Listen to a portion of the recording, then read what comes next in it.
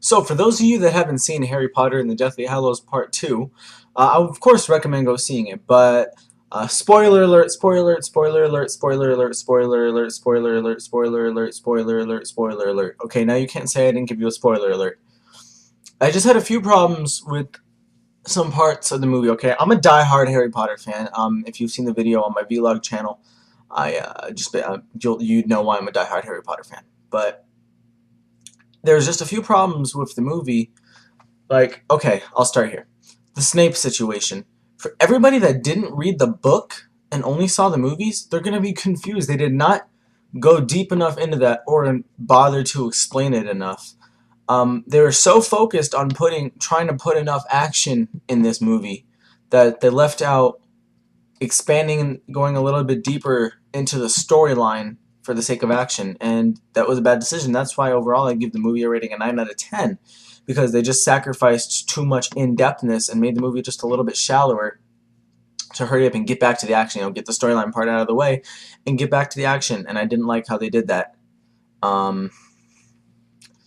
And I guess I'd have to say that I mean, that was my main problem, especially the Snape thing, because I have a couple of friends who are like, so I'm kind of confused what happened with Snape. So he was a good guy, is he a bad guy? What happened? I had to explain it to them because I read the book, so I know exactly. But yeah, that was my main problem with the movie. The other problem with the movie is I kind of had just talked about it right there. The whole storyline and action part, but overall was a definitely good movie. It lacked a little bit of the sense of epicness, almost the same way Transformers did. Like, it was full of great action, and it was an epic end to the saga. It just lacked a sense of, it just seemed a little bland, not as, definitely wasn't what I was expecting. But overall, still a great movie and a great end to the saga, and of course I'm still sad about it, but whatever. So those are two of my main problems with the movie. I might talk about other problems in the future if I come up with them, but for now, this is pretty much, those are the only problems I could really think of.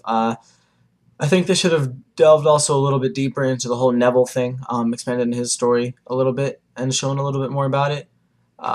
Because it was cool that, I mean, like, he's not a wimp anymore and he's all G'd out now. But they should have explained a little more like what he had been doing and what the students have been doing to stay active as part of the good guy side back at Hogwarts. Like I said, they could have easily added another 20-25 minutes throughout into that movie and it would have been perfect.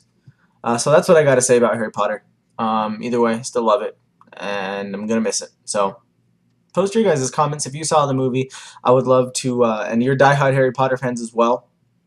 Post what your problems with it was compared to the book, and your thoughts, kind of like I just did. And I'd love to see it as either a comment or a video response. And if you make video responses, of course, I will watch it and love it. And if you make a comment, I read those too. So yeah.